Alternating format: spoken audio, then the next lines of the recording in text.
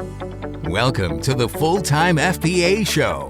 In each episode, it's our goal to help you turn part-time hours into a full-time income selling almost anything on Amazon. And now, your hosts of the show, Stephen and Rebecca Smotherman.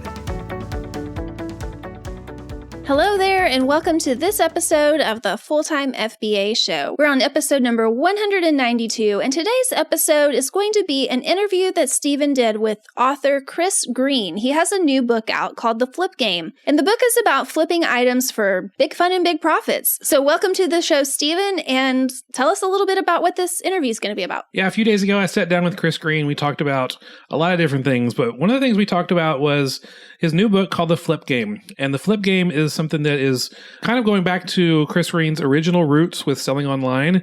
And we kind of got into some strategies and some stuff that's going to really be interesting to you. So be sure to stick around for this interview and we'll have some fun with it.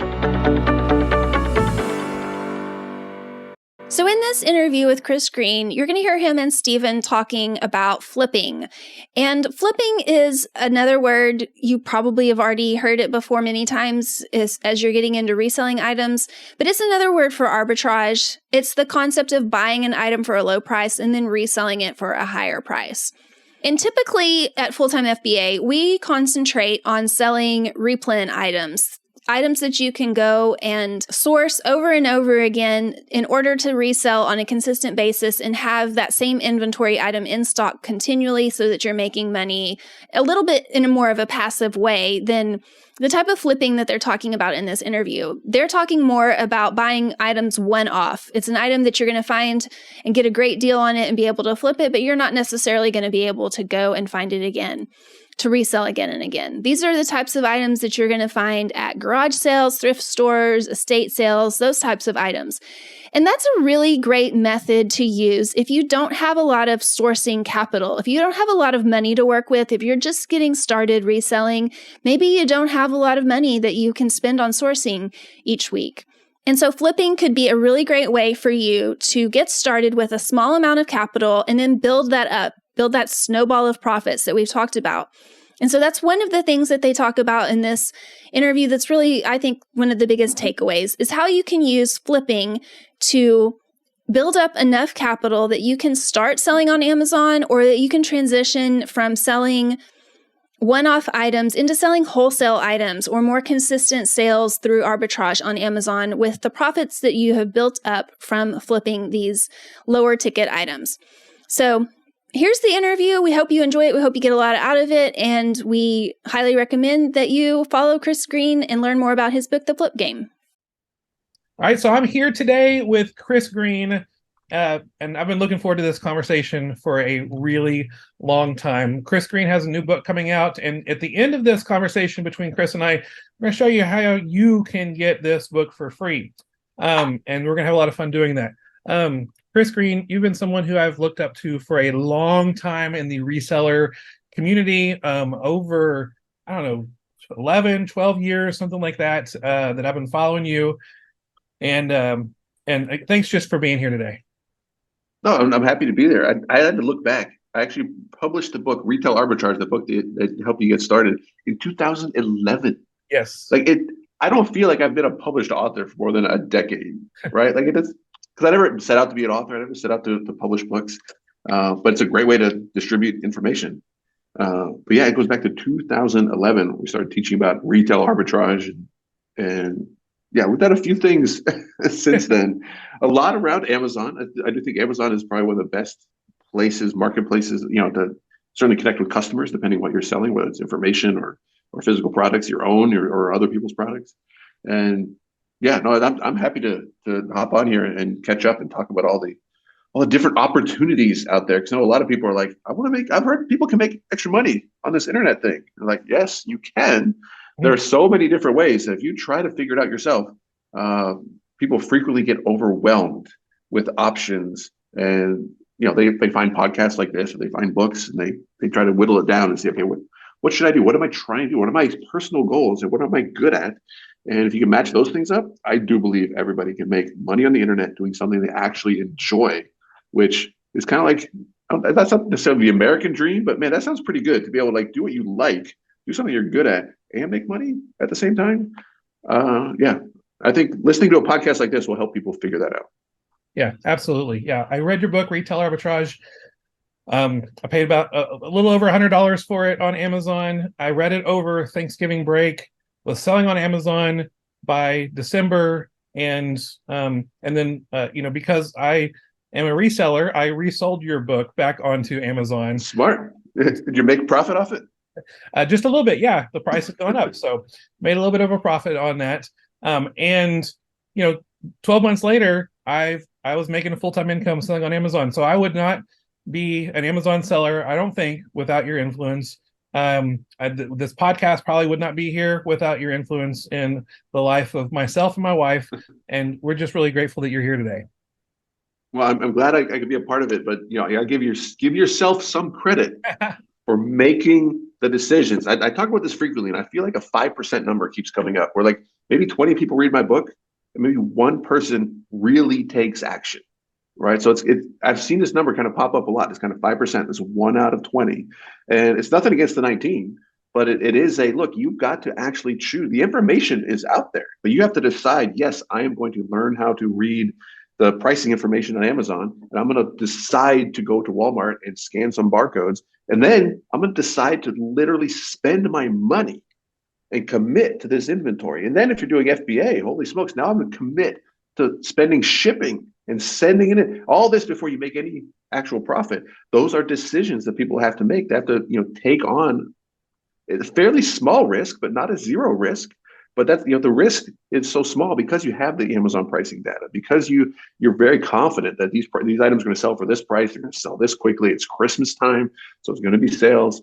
But there's still a risk. If there's any risk, a lot of times 19 out of 20 people are like, no, I don't know. I don't know about that. I'm gonna do the no risk thing, where I know if I show up at this place at this time and do these tasks, I'm going to get this much money, and then I'm going to go home.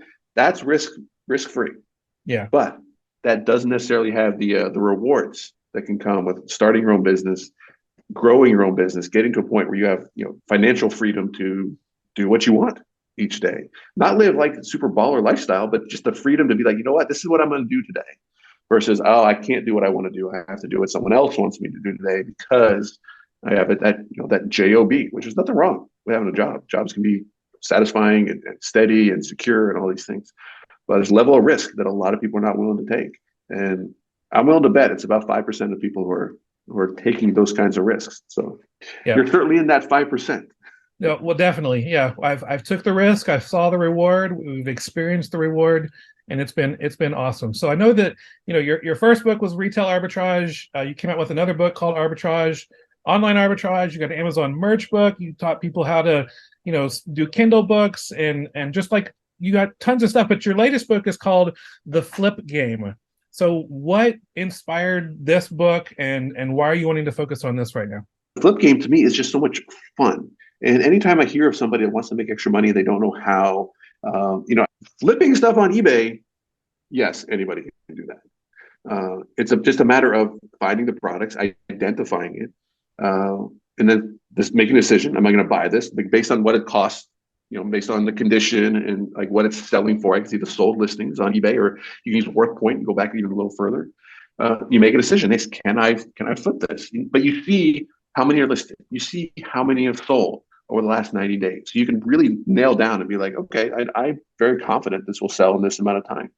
Or if it's really high margin, you're buying a product for $1 that only sells 3 times a year, but it sells for $250 each time. Yeah, and it's small, right? Maybe you're not buying something big and filling up your garage with products. But these are a lot easier decisions, very low risk decisions.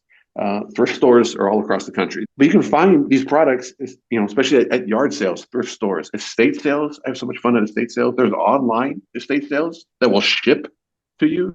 I kind of like the ones that don't ship, because that means the only people who are going to be bidding on those things are people local enough to go get them, which takes a lot of the potential competition out of the game. So these types of products are out there. It's different from some other types of selling, in terms of you're usually getting one-offs. They're usually going to be used. You're going to have to ship it yourself. You're not necessarily going to use an FBA type service. But it's something anybody can do, and anybody can do that while they look at hey, I really think I could see some success at wholesale on Amazon. I'm like, okay, well, why don't you learn that? Why don't you kind of save up some money so you can make a wholesale purchase by doing flipping?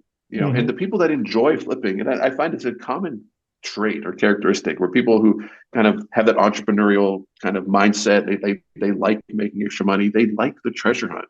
They like waking up on Saturday and going out to these sales. They like going to a thrift store, not knowing if they're going to walk out empty-handed or if they're going to find $100 item, for $1. They like the hunt. They like searching. They like using Google Lens 70 times before they find something. There's definitely something psychological where you get like a dopamine hit. I remember that scanning books. Did you ever like actually do the scanning book thing? Oh yeah, absolutely. So you're scanning, dud, dud, dud, dud, and then Yes. cha-ching, and you're like, it's an emotional reaction. Oh, it's a dopamine hit for sure. Yeah.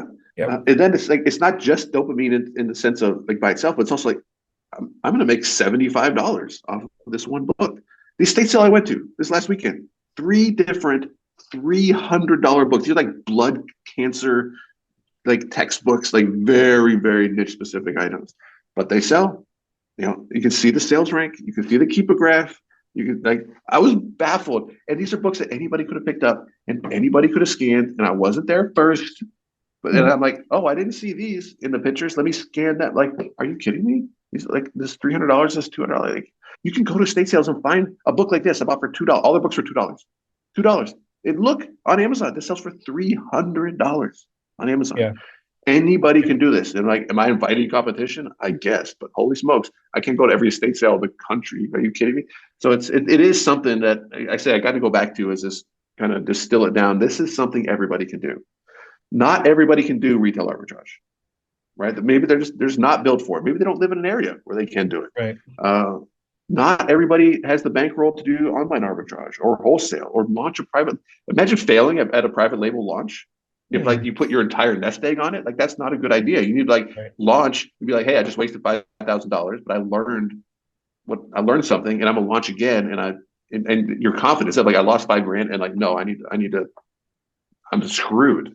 Like no, that's not a good thing you should do. But you can flip and make an extra $5,000 and be like, you know what, I'm gonna do I'm gonna try wholesale like for real. Right. But you're playing with like money that you've already earned, and hey, if the wholesale thing doesn't work out, I can go flip some more stuff, right? And I can try again. Like I don't know anybody who can't flip, right? Like if you can't flip, I don't have advice. If you can't look something up on your phone, Yeah. Well, with this book, the book is called the Flips Game, right? That's the name of the book, game, right? yeah. The Flip Game. So, I mean, for those of us who enjoy flipping stuff online, buying something low, selling it high, finding something unique that's not a lot of competition to sell for a really high profit, it is like a game. It is fun. It is exciting. There's strategies to learn in the game, to win the game. And I know like your book, The Flip Game, has different chapters focused on different areas of like different niches. You've heard the phrase, the niches are in the riches. That is never more true than with reselling. Yeah, like the special, like I found a book one time that was all about raising goats for goat milk. Like it was that specific. And so that's niche, yeah. Crazy little niche. Not a whole lot of people who want that book, but those who do are willing to pay for it. And so tell us a little bit more about the book and how it's set up with the different niches and different tips and things like that. So that people can kind of know what to expect with this book. Well, I definitely put in a lot of, I don't want to just call it motivation kind of thing, but I definitely come across people who have, maybe it's a limited way of thinking, of being like, oh, like all the good stuff is gone on the first hour of an estate sale. Or, oh, that thrift store, they keep all the best stuff for themselves. Or, oh, someone else is going to be there at the yard sale before I get there. I'm like, yeah, probably. But if there's 7 yard sales within a mile of your house, you can be the first at one of them. Right. Like, and you can sometimes see pictures ahead of time. And honestly, I've just never seen like a yard sale completely picked over. Like I just don't see it, and I know it's just my personal experience, but I do believe that these things are out there. And I think it's people, I don't know if you watch the Gary Vee trash talk videos where he would go to yard sales. He did not spend time looking things up. He went in, looked over real quick and was out. And for me, I enjoy the more specific hunt of looking things up and being like, you know what, I haven't seen that before. or that looks expensive. And I have like a few different rules of like one, you have to be able to identify things that are, likely like high quality versus low quality, because it is a time game, right? And I actually broke down the numbers in the book, where if there's like 1,000 items, you can't scan 1,000 items. So if you only have, if you only have time to scan or really evaluate 200 of those items, like how do you pick? Like how do you kind of use your time the best? Well, stop picking up stuff that is common, that you see everywhere, that is obviously low quality, because those things are very unlikely to be valuable. And they say, I haven't seen this before, so maybe I'll spend time on that one. Or this looks really well made. It's like heavy. Like if I'm at a thrift store, I'll pick stuff up like this is way too light. There's no way this is valuable, because it's cheap plastic, it's cheap wood, it's cheap, like it's just cheap. Like you can tell it's cheap. And if you can kind of train yourself on some of those things, then you'll stop picking those things up. It's the same thing with books, right? Don't pick up the common stuff that you see everywhere, because it's very unlikely. And you save that time, and now you're picking from things that just have a better chance of being valuable. So there's advice like that, but it's different sources where people often aren't thinking, like the online estate sales, where I think a lot of people will psych themselves out and be like, oh, if it's online, everybody can see the pictures, and it's just going to be bid up. It's like, not necessarily. And I got examples to prove it. I'm buying stuff so cheap. I bought these Bose roommate speakers. So they're old, and just by themselves are not that valuable. These are white Apple edition, and they sell for about $250 to $300. I got them for $11. I think it's 11. It might have been 14 or so. It was under $20. Right. And anybody, but you had to be close enough to go pick them up. And I was. It just happened to be up here. And I've seen other sales where I'm like, oh my gosh, I wish I lived close to that sale. But like I don't. But I will put in a little bit extra information and be like, if you really want it, there are places local, like little like post office shops, who will send runners. You can message them ahead of time and say, hey, I'm bidding on this thing. If I win it, are you willing to go pick it up, box it, and ship it to me? And yeah, it's going to cost you some extra money, but if you can factor that in and be like, it's still worth it to me, then you can do that. So to me, it's like kind of like problem solving. Go around these things, and there's, which apps to use to find your local estate sales and yard sales, which there's no real secret. I use Facebook Marketplace and Craigslist. I feel all the other apps just pull from those. Right. Yeah, absolutely. So like the Craigslist app is nice. You just say like where you are, it'll pop them all up on the map. You're like, oh, you can be like find the address, like put them in the map and like see if it was close. Right. Like I'm not from the Northeast. So if someone says, oh, it's in Smithfield, I'm like, where's Smithfield? Like, is that close? Is that far? Like I just use GPS to go where I need to go. Right. Like an example of this MP3 player, this is a Microsoft Zune, where I almost threw it out. I was like, well, let me check it just in case. Like, and I should know better. Not I almost threw it out. Be like, oh, something I haven't seen before in my junk drawer. Let me see what it's worth. It's like, I have to catch myself. And if I have to catch myself, I know other people got to catch themselves, where they're psyching themselves out or they're jumping to conclusions. They think they know something that they don't, right? I thought this was worthless, and I was wrong. It's worth $75 to $100. Wow. Like, yeah. I'm still shocked. I'm going to use this in like a Facebook ad or something. Be like, I guarantee there are thousands of people out there who have this exact thing in their junk drawer, and they don't know that it's $100 bill. And a lot of them are going to throw it out. A lot of them are going to put it in a yard sale for $5. A lot of them are going to donate it to the thrift store. But now, like, I hope more people are like stopping and like pausing the video and being like, okay, I can recognize that shape. And when I see it, I know it's $100. And over time, you just kind of build up this kind of sense for it, and you get better at it. But like, even as long as I've done this, I still use Google Lens, the eBay app, the Amazon app all the time. Here, I got a question for you. Between the eBay catalog and the Amazon catalog, in terms of UPC matching, which would you guess is the better one? I would guess Amazon, but since you're asking this question, you know it's a trick question. I would have gone to my grave saying Amazon without no hedge all the way. There's absolutely no chance that eBay has a better catalog. And I've got a pretty good data set on this because I've been making stuff for the book. And I say I don't have actual numbers. And I would guess that Amazon is better on newer products, right? Because they're selling a lot of those newer products. Yeah. But in terms of like depth of catalog and going back, as I'm scanning the exact same items, getting eBay screenshots and Amazon screenshots, eBay would come back with matches more frequently than Amazon. If Amazon didn't have it, very frequently eBay would. Yeah. And I was very surprised. to where I'm using the eBay app to scan. Because if it's something that's used, then I'm definitely like, it's more likely that I'm going to sell it on eBay. And I used to do that. I would scan and look at Amazon prices and be like, oh, heck yeah, this sells for a lot. But if it was used or if it was opened, I'd have to sell it on eBay. And the eBay prices were like so much lower to where I almost wouldn't buy it if I was looking at the eBay prices. So now I kind of go to eBay prices first, especially like yard sales and thrift store type items. But the fact like eBay and Amazon both have image recognition built in. Although I haven't tested it, I just can't imagine it's better than Google. It might be. I haven't tried it. Talk about that for just a second. The Google image search, because I know like when I first was doing garage sales and thrift stores and stuff when I was first getting started back in 2011 on Amazon, right after I read your book. And I would understand scanning barcodes. So I'd be like, okay, I can scan books and I can scan board games and I can scan other stuff that's still in the box. But the whole Google Lens thing has really opened up. Tell the listeners a little bit about Google Lens if they don't know, and how that will help them with garage sales, thrift stores, estate sales, find and match items you can sell. Yeah, it's really about the match. If you can figure out what it is, then you can look it up and see what it sells for, right? And you said do that by keywords and all these things, but now we can do it by image. And Google Lens is built into so many Android and Google type products, right? So if there's 4 different places you can find it on an Android phone. Built into Photos, it's built into Search. It's like it's everywhere. And a lot of people think it's not on iPhone. And if you go to the Apple Store or the App Store, it's not, right? It's in the Google app, right? So you have to, if you're an iPhone user, which I know a lot of people are, get the app, the Google app. Just search for Google. It's a separate app. It's not just going to Google on your phone. If I press it, it pulls up a screen like this. These are like screen. You can use screenshots or photos, but if you just tap anywhere up here, it's going to open up full Google Lens, right? So I'm like holding it to myself right now. Now I can put this back here, this zoom, and then we'll just take a picture of it.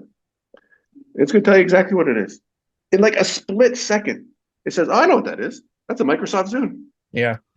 And now you can scroll down a little bit and you can see on Mercari. Here's a used one on Mercari. It's probably not going to focus. $160 on Mercari, $170 eBay refurbished one, $150 used on eBay. Like it's that easy, but it becomes this fun treasure hunt. We're like, I don't know what this is, but now the phone will tell you what it is. And if you know what it is, you can look up pricing information and then make that decision. What's it going to cost? Because if this was $50 at a yard sale, no, I definitely wouldn't buy it.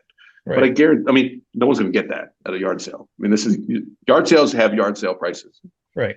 And you can get stuff super cheap. It's not a one-off type stuff. It works on shoes.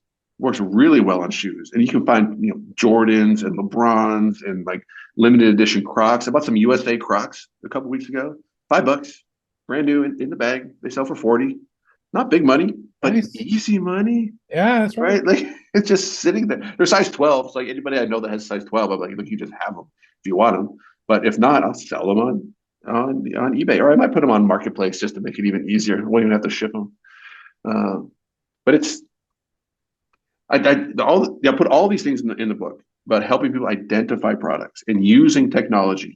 And everything that I talk about doesn't require some of the more advanced things that you would have to do if you wanted to start a wholesale business, or if you wanted to run an FBA business. Like those do require a level of sophistication and understanding that if you don't currently have, you can certainly learn. But as you learn those things, so that's what you want to do, anybody can flip. And honestly, it's a mindset thing. There's so many BOLO lists, and here's what to look for, and 100 things to look for. And I was on that side for a long time. I think it's, in hindsight, I think it's a mistake, because then you're just looking for there's literally hundreds of thousands of things out there that you can potentially flip. So if you're only looking for 100, you're going to miss so many things. I would rather people learn how to make their own BOLO list, right? So I see people like, I found all these Skylanders. Are any of them good? Go to your eBay app. Right. This is what's in the book. Search for Skylanders, sort them by sold, and put the highest ones at the top. Right now, you have to sort out like lots and stuff. But if you can find the 10% of Skylander figures that are actually valuable, and it takes you literally 60 seconds, now you made your own BOLO list. Instead of like, I'm going to buy a Skylanders BOLO list from someone else. Like, what are you going to make a BOLO list for Skylanders and My Little Pony and Care Bears and G.I. Joe? Like, you can, and have them all in a book? Like, no, that doesn't make any sense. Right. Yeah. It's like the old saying, teach a man to fish versus giving a man a fish. The BOLO lists are giving someone a fish. Like your book, The Flip Game, is teaching people how to fish. So that's awesome. Yeah, I'll teach you how to make your own BOLO list. Yeah. Like I do the exact same thing. I come across something, I'm like, I know they're not all valuable, but tell me which ones of this type of product are valuable, and then I'll see if those ones are here. Because not everybody's trying to make $1 million. Mm-hmm. You know, a lot of people be thrilled to death to make $200 a week. Mm-hmm. You're like, dude, that makes me not worry about my mortgage. That means, you know, I'm feel good about my kid's college fund, whatever it might be. And it's a heck of a lot easier to make $200 a week than make $1 million right a year. So absolutely. Yeah, that's kind of why I get back into flips thing. So I know the flip game, it's full of so many different ideas and strategies and stuff for people to be able to make some good money with some flips. I want to tell people how they can get the book. If you go to fulltimefba.com/flips, then that link will take you to a sign up for a webinar registration where you're going to be able to get the book. So the webinar is going to be June 21st. Is that correct? June 21st is the special launch webinar. I'm going to have prizes and all kinds of things. And yes, anybody that goes to your link get the Kindle book absolutely free. You can buy it on Amazon if you want, but if you register for the webinar, you will get the book absolutely free. It has every single piece of information in there to help people get started, to use all the technology that's available to them, to help them get over any mental hurdles, which I understand are real. Thinking, that's not going to be there. It will, and you have to overcome some of those things, and it's very normal. I want people to know I think the same thing. I actually went to an estate sale, and I was like 3 miles away from it, and I saw all these cars turning the same way. I was like, oh, they're all probably going to that estate sale. Like just a dumb thought in my head. No, they were not going. They were going to Walmart, wherever else they were going. It just happened to be on the same road. But I think of those things constantly as I feel those things. And if I feel them, I know other people feel them. And I want to help people get over that, because that once you get to the sale and you're like, you find something, they're like, hey, I'm going to make $300 today. Like that could be like changing money for a lot of people. And I don't want people to psych themselves out. So the book has real example after real example over and over again of things that you can find, and not just examples of like, here, look for this. Like, no, here's something that I found and here's why I picked it up. Here's how I identified it. Here's what it sells for online, so that people can actually learn the process. Because what I don't want people to do is think, I'm just going to go look for orange Nerf softball bats. Like, you can, it's a huge bolo, right? The orange Nerf softball bat sells for $75 to $100 on eBay consistently. I bought one yesterday. I laughed out loud in the thrift store as I saw it sitting there on the shelf. I was like, how do I find another one? Like, because they're out there. This one is a little beat up. The other one I found was brand spanking. They're out there, but I don't want people looking for bolos. I want people to be spotting things. You know what? I haven't seen an orange Nerf bat like that before. So let me get Google Lens out. Let me identify it. And like, holy smokes. I remember the time I found my first one. I was like, are you kidding me? These are actually selling this much? It's just a Nerf bat, but it's a bat they made for like a softball product that they made years ago that they don't make anymore. I think there's like some Nerf softball leagues that you have to use this bat, and they don't make it anymore. So where do you get them off? Get them off eBay for $75 to $100 from people like us who find them at yard sales at thrift stores and sell them on eBay. Get the book for free. Come win some prizes. It's going to be super fun. There's going to be a whole bunch more announcements on the webinar. Some really cool stuff. And summer's coming up. This is the perfect time to, if you've never flipped before, definitely learn how to flip. Even if you're an experienced flipper, I am very confident. I can't make guarantees, but I'm very confident that even an experienced reseller, or flipper will still find something new that's going to help them find something new, spot something new, at least find one more new product this summer that's going to make up for the $0 price of the book if they come to the webinar and get the book for free. You might as well come pick up a copy. June 21st is going to be this big webinar. It's going to be super fun, super awesome. And and I'm going to spend the summer flipping, and I hope a lot of people come spend the summer flipping too. Flipping is a lot of fun. There's a lot of joy in that, and I love finding stuff that I can flip for really high ROI. Again, the link is fulltimefba.com/flips. The webinar is June 21st, 2023. If you're listening or watching this in the future, after June 21st, 2023, that same link will at least forward you to the Amazon page where you can, pay full price for the book, which will still well overpay for itself in the application. Very affordable of the book. Very affordable. Absolutely. Well, cool. Well, Chris, thank you so much for hanging out with me today and talking. We need to have you on the show again sometime and talk some other strategies that you are very well versed in. And thank you again so much. I appreciate you. I appreciate the influence you've had on my life, on my wife's life, and our Amazon business. So thank you very much. Yeah, happy to be here. We'll do it again. Thanks. Yeah. Well, that's all we have for you today. Hope you enjoyed this interview. Be sure and check out the upcoming webinar that Chris Green is going to have for his book launch. That is going to be on June 21st for that live webinar. You can find it at fulltimefba.com/flips. That's going to be a webinar with Chris Green. And during that webinar, he's going to be giving you a Kindle book, the Kindle version of his book for free. So be sure and check that out. Get signed up at fulltimefba.com/flips. Thank you so much for joining us for this episode of the Full-Time FBA Show.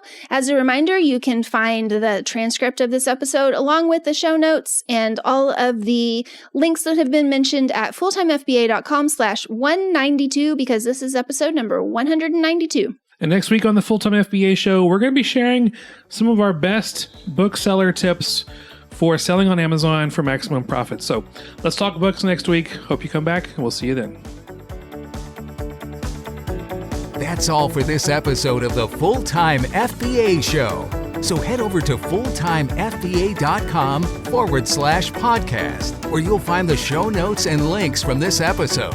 While you're there, subscribe to our newsletter where you'll get several free downloads of our popular and helpful Amazon FBA resources. Now, take action on what you've learned today so you can find success at turning part-time hours into a full-time income with Amazon FBA.